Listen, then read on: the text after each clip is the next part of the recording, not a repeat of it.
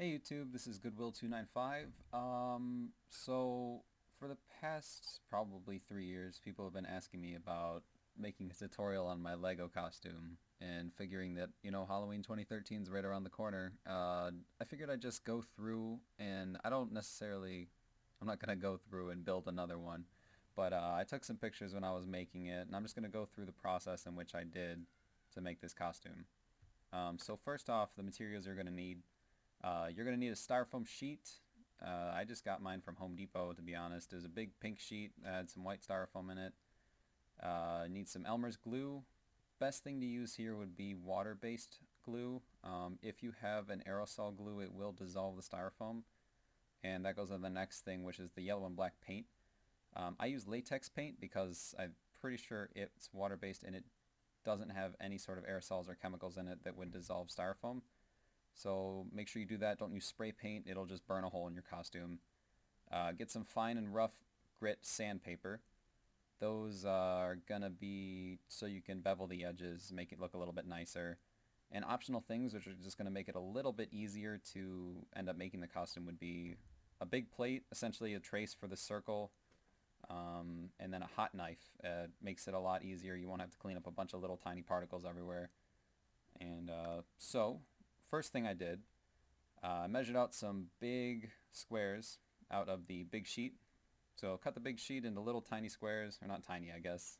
You cut the big sheet into sizable squares, and then you stack them all up like this.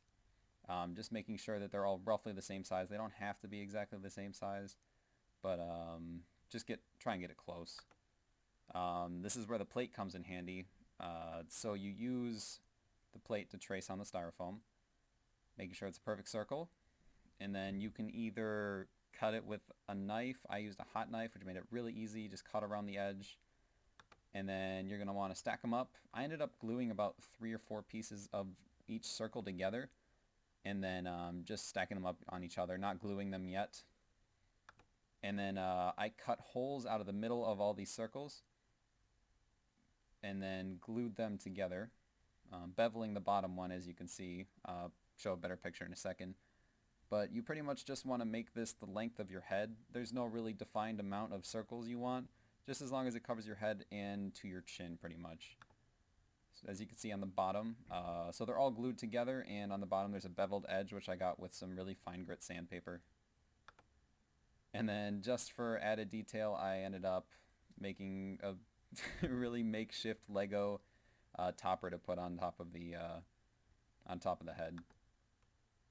And there's the finished product with latex paint on it. See, I ended up gluing that Lego onto the top. And in a second, I'm going to go to my YouTube video where you can see it better. I'm just going to talk over it. But you also, in the mouth there, you can't see it in the photo, but I cut 2 eye holes so you could see while you're wearing it. And then I also put a tiny piece of fabric over those holes on the inside so that I could see out roughly, but you can't see my eyes looking out.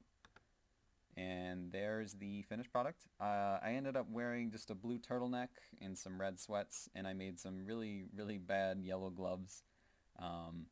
But everybody looked at the headpiece. No one really cared about the clothing. Wasn't super hard to make. It is a little uneven in the picture, but I really like the result. And there's me, God, a long time ago. Was it sophomore year of high school? Was it 4 or 5 years ago? Winning first place, the costume contest. So now I'm going to go over to my YouTube video and just discuss what I see and probably what people can improve on. So here is the video, recorded on my bed in my room, but as you can see, the Lego is on the top. Semi-cylindrical. I cut eye holes in there, as you can see now, and there should be a fabric on the inside if I remember correctly. Yeah, I end up just thumbtacking it in. I mean, if you want to make something more serious, you could use glue. Elmer's glue, remember.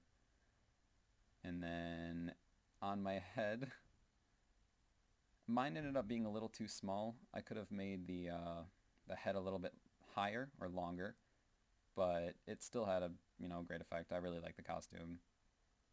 And yep, there's a younger me.